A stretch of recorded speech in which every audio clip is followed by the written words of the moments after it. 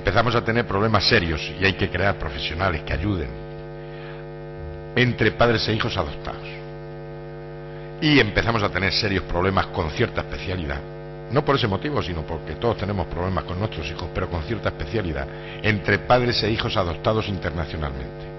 A veces con problemas de distintas razas, orígenes, con deficiencias que ha podido haber en la infancia de los chavales, y esa adolescencia empezamos a tenerlo ahora porque la ley de adopción internacional comenzó en el 98 y ahora es cuando empiezan a coger los chavales esto la adolescencia.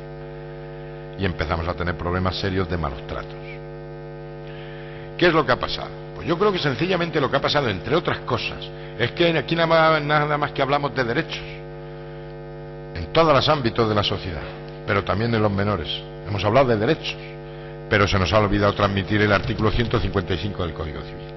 Y el artículo 155 del Código Civil dice: los hijos deben obedecer a sus padres mientras permanezcan bajo su potestad y respetarles siempre.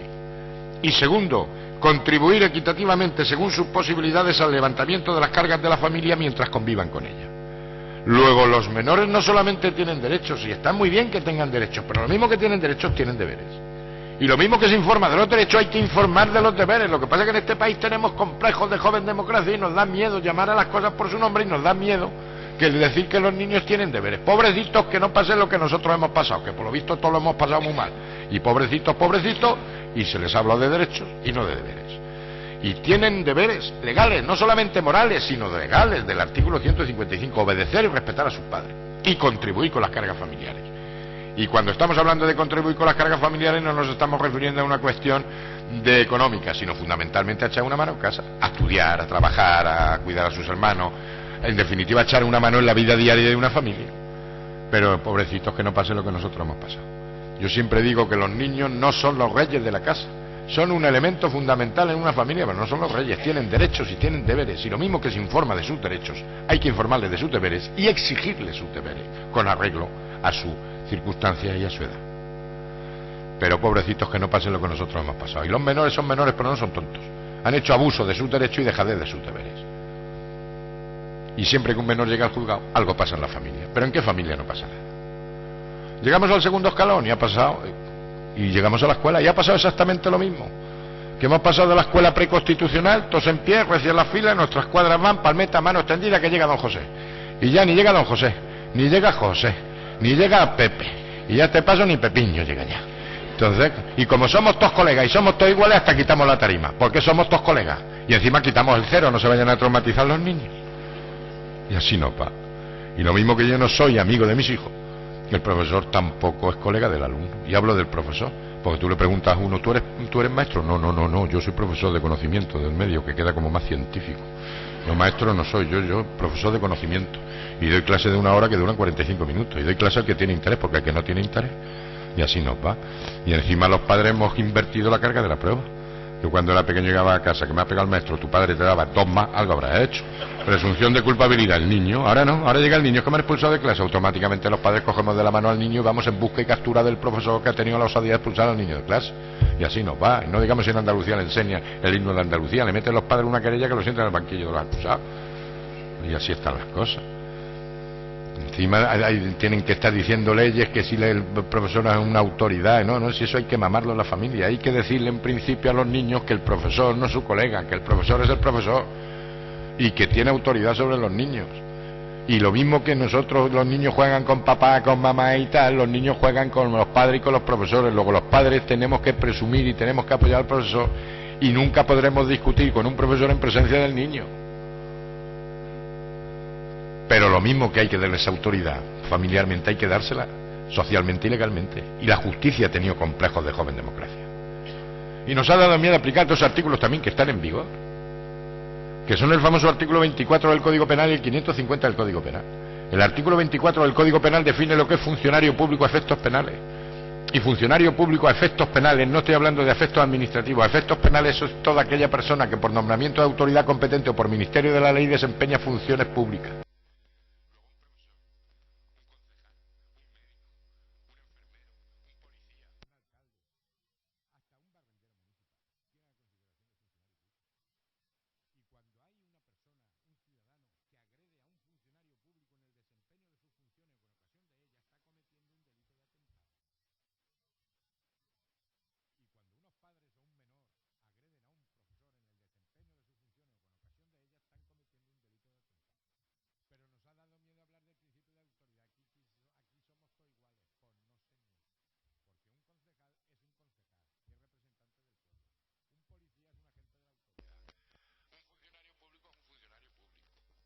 ¿Y qué complejo ha tenido la justicia?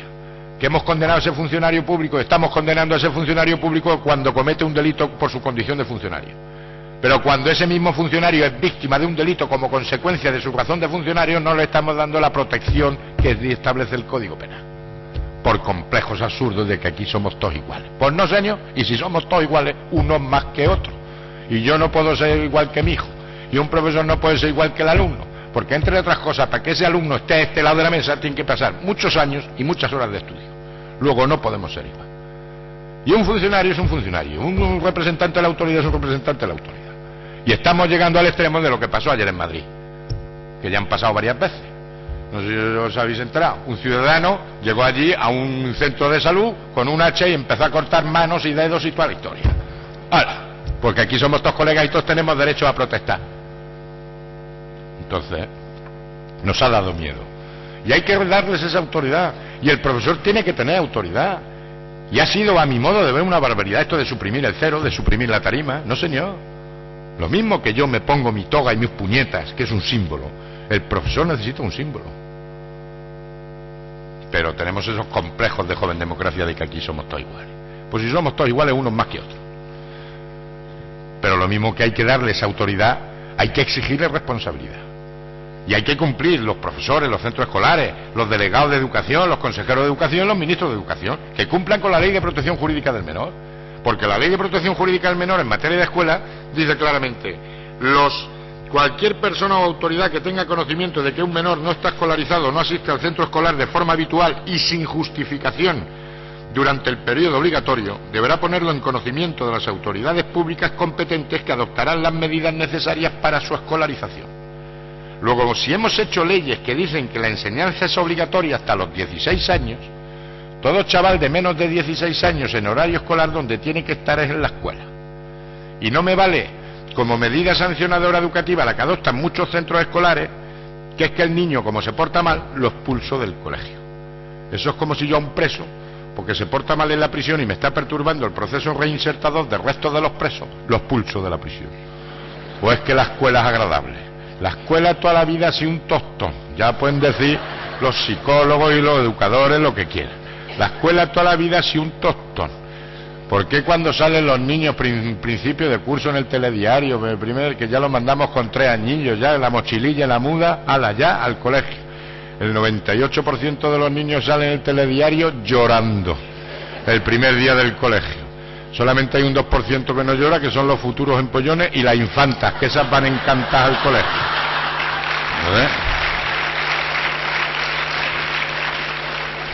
Pero todos los demás salen llorando, si es que es contra natura, si es que es sacar al niño de su nidito y mandarlo a un lugar extraño donde tiene que estar 6 horas, 7 horas estudiando, que ya no sabe uno ni lo que estudian ya, lo que estudian. 6, 7 horas para sacarse el graduado escolar. Que no estamos pidiendo ingenieros aeronáuticos, estamos pidiendo el graduado escolar, o la ESO, o la ESA, que cada vez lo ponen más complicado. Bueno, pues hay chavales que están 6 horas, 7 horas. Pero ¿cuántos chavales hay que es que no pueden, ni quieren, ni valen, ni les da la gana estar más de 3 horas?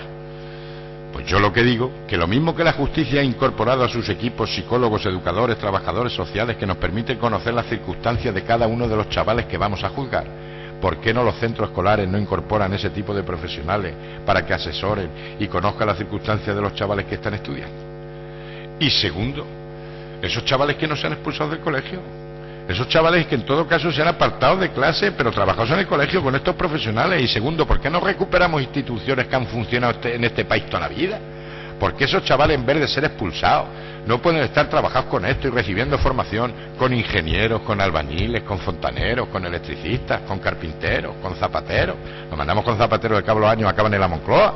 ¿Pero por qué tienen que estar todos con 14 y 15 años todos por el mismo lado? De tal manera que este chaval que está 6 horas se saque su grado escolar, su ESO, su ESA, lo que sea. Y este chaval que está sus 3 horas y el resto está recibiendo formación con estos profesionales, también se saque su grado escolar, su ESO y su ESA. Porque la vida da mucha vuelta. Y a lo mejor resulta que este chaval después llega a ser el ingeniero aeronáutico. Y a lo mejor este chaval se queda de albañil. Porque la gente cambia, modifica las circunstancias. Pero no podemos dejarlos ahí. Y tienen que sacar su grado ahí. Los niños tienen que estar en la escuela. Y ahí estamos todos implicados, y hay que luchar contra el fracaso escolar, contra el absentismo escolar. A mí me da pena cada vez que miramos los resultados de Europa, que es que cada vez somos los más tontos, y yo vengo de la comunidad autónoma todavía de los más tontos, que allí tenemos 30 y tanto % de fracaso escolar y de no sé qué. Así nos va, así nos va. Entonces, los niños en la escuela, y yo lo digo mucho en Extremadura y en Andalucía, aquellos padres que incumplen con el artículo 154, que es que parece que los padres no somos conscientes de los deberes que tenemos con el 154, y entre ellas llevar a los hijos a la escuela. Yo en Andalucía y en Extremadura yo les quitaba el PER, les quitaba el PAR, les quitaba la ayuda familiar y les quitaba vivir del cuento, que ya hay muchos que viven del cuento.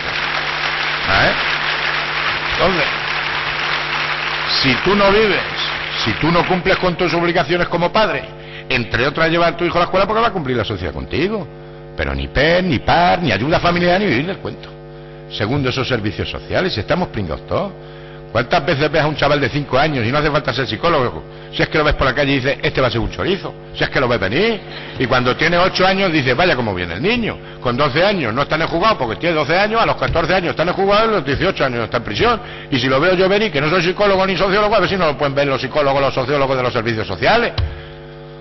Esos centros sanitarios, ¿cuántas veces son ellos los que detectan situaciones de incumplimiento de los padres, de abandono, de niños maltratados, de niños en situación de riesgo, de nutrición, de tal? ¿Por qué no se mojan? ¿Qué hacen los policías cuando ven a un niño de 10 años en horario escolar fuera de la escuela? ¿Qué hacen esos empresarios que están forrándose de dinero a costa de los niños que se escapan del colegio jugando a las máquinas o de tal y que cual? Esos centros escolares que no expulsen.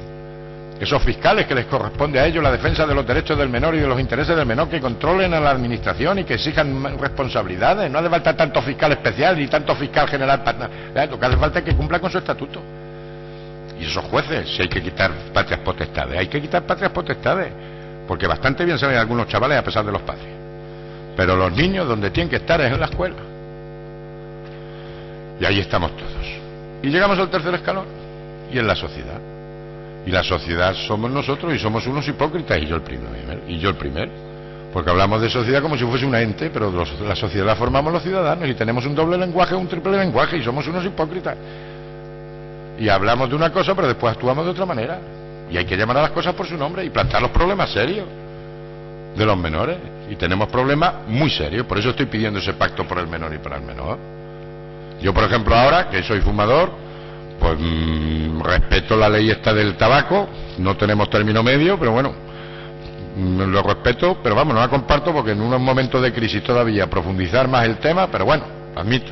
Pero yo echo de menos ese afán sanitario que tiene y protector de los no fumadores y de los niños, yo lo echo de menos en el alcohol a los menores. ¿Por qué no se controla tanto? ¿Por qué no se denuncia tanto? ¿Por qué no es ese afán perseguidor? Porque es que resulta que... Y el alcohol es una droga. No lo digo yo, lo dice la Organización Mundial de la Salud, que es una droga. Somos el tercer país productor de alcohol. Luego nos meteremos con los colombianos porque fabrican coca, pero nosotros somos el tercer país productor de alcohol. Y como decía el otro, no somos el tercer país productor, somos el primer país consumidor, porque no exportamos nada, nos lo bebemos todo. Entonces, ¿cómo vamos a llegar al acuerdo de que el alcohol es una droga? Si lo tenemos dentro, si es que va dentro de la cultura. Pero no creo que haya ni ningún ingeniero ni ningún parado que no me reconozca que el alcohol es una sustancia peligrosa para un menor de edad. Luego, es que hemos llegado al absurdo. O sea, a mí me pillan en Granada cogiendo manzanilla allí en el Sierra Nevada, no sé qué, me meten 2 años de prisión porque estoy atentando contra la flora de allí de Sierra Nevada. Me pillan en mi pueblo, en las lagunas de Ruidera, cogiendo un cangrejo de río y estoy 2 años de prisión porque estoy atentando contra la esta. Yo no puedo fumar ya ni ya. El otro día le pasó una cosa a un viejo en Sevilla que lo contó Carlos Herrera en la esta y ya me lo queda para las charlas. Va un señor fumando en Sevilla, por la calle, y se le acerca una señora. Señor, que me está usted molestando. Y le dice el señor, pues vaya usted al bar.